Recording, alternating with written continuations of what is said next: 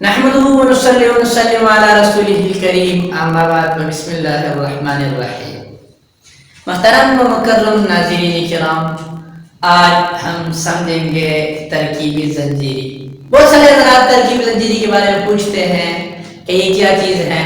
تو زنجیر کا معنی زنجیری ہے، اس میں کڑیاں ہوتی ہیں، اور یہ ترکیب اس میں بھی کڑیاں ہوتی ہیں، اول سے اخیر تک پورے نحو کا اس میں ادرا ہوتا ہے، اسی وجہ سے اس کو ترکیبی زنجیری کہتے ہیں۔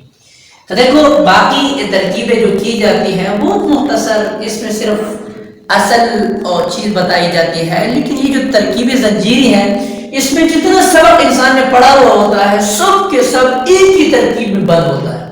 تو ہم نے یہاں تک پڑھ لیا ہے، جملے کی قسمیں پڑھی ہے، لفظ سے ہم نے شروع کیا تھا جملے تک، مرکب غیر مفید تک۔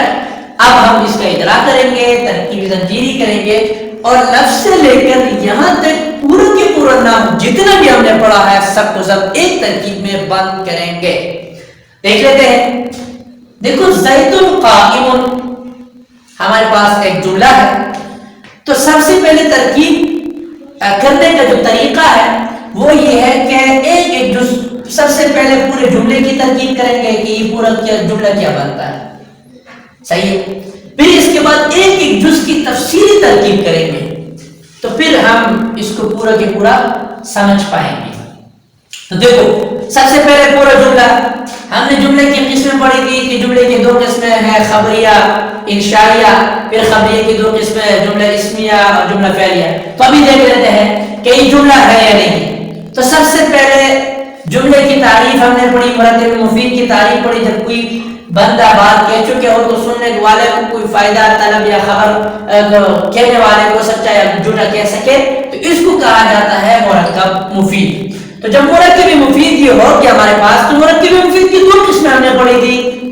ایک ہو گیا مرکب مفید، مثلا یہ مرکب مفید، اور پھر اس کے نام ملا تام، اسنادی، کلامی، جملہ و کلام ملا دیا۔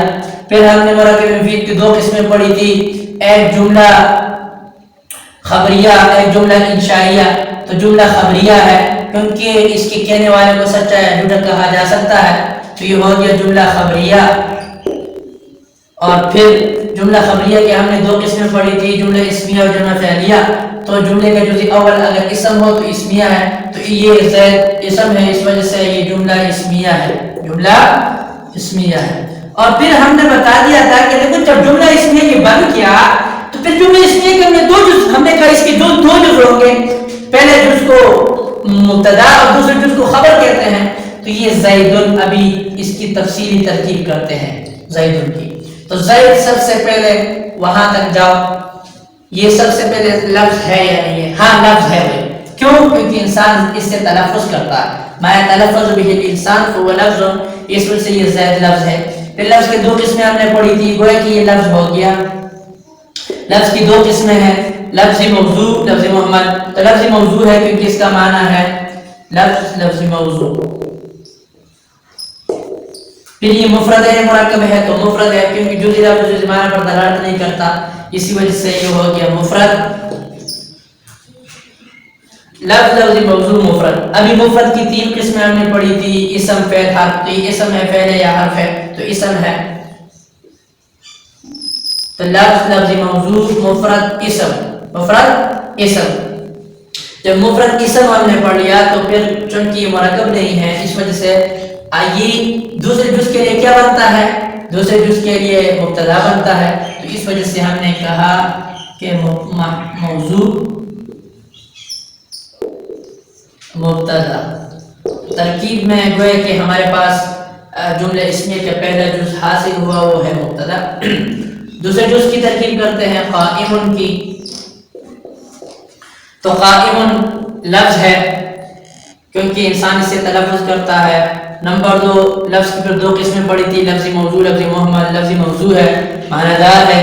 پھر ہم نے دو قسمیں پڑھی تھی، مفرد اور مرکب، تو یہ مفرد ہے۔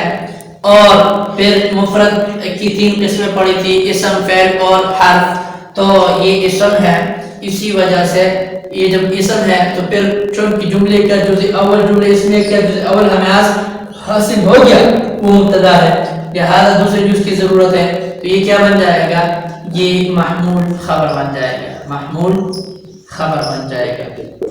تو مبتدا اور خبر کو جب ملائیں گے تو مرکب ہوگا، مبتدا اور خبر مرکب، مرکب کی دو قسم مرکب مفید ہوگا، پھر اس کے اقسام مرکب تام، مرکب اسنادی، مرکب کلامی، جملہ کلام، پھر بن گیا ہمارے پاس جملہ خبریہ اسمیہ۔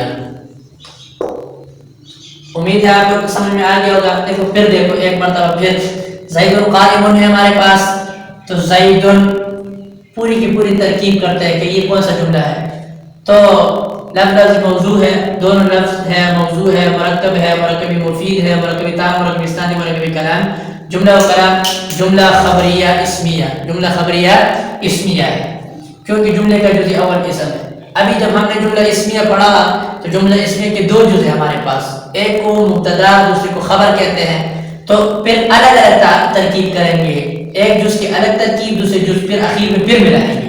تو سب سے پہلے زید کو لیتے ہیں، تو زید لفظ ہے، لفظ موضوع ہے، مفرد ہے، اسم ہے، اور پھر چونکہ جملہ اسمیہ ہے اس وجہ سے اس کے دو جز ہوں گے، تو جملہ اسمیہ کے پہلے جز کو ہم نے کہا مبتدا کہتے ہیں، تو یہ مبتدا بن گیا اور موضوع بن گیا۔